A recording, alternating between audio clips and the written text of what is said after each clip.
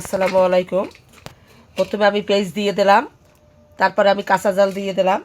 আজ আমি মুড়ি চানাচুর মাখাবো, আপনারা দেখেন। এখন লবণ দিয়ে দিলাম, সরষের তেল দিয়ে দিলাম।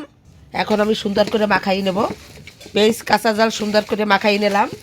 এখন আমি টমেটো দিয়ে দেব। এই যে টমেটো দিয়ে দিলাম। টমেটোটা সুন্দর করে চটকাই মাখাই নেব আমি। পেঁয়াজ কাঁচা জাল টমেটো সুন্দর করে মাখাই নিলাম। এখন আমি একটা পেঁয়াজু দিয়ে দিচ্ছি। এখন আমি চানাচুর দিয়ে দিচ্ছি, তপন চানাচুর কাঁচা জাল টমেটো আমি সুন্দর করে মাখাই নেব। দেখেন এইটা খাইতে এখন এতটা সুস্বাদু হয়েছে। আপনারা আসেন আমাদের বাড়িতে বেড়াইতে, খাইতে আসেন। এখন আমি মুড়ি দিয়ে দিচ্ছি।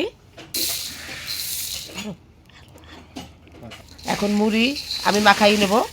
কাঁচা জাল টমেটো চানাচুরের সাথে সুন্দর করে মাখাই নিচ্ছি।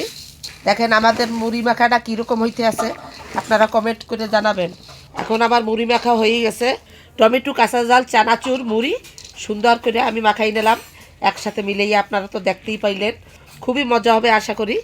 এই দেখেন, খুবই সুন্দর মজা খাবার, এটা খেতে খুবই মজা লাগবে। একটু খাইয়ে দেখি, বিসমিল্লাহ বললে। খুবই মজা হয়েছে, আমাদের মুড়ি মাখাটা খুবই মজা হয়েছে।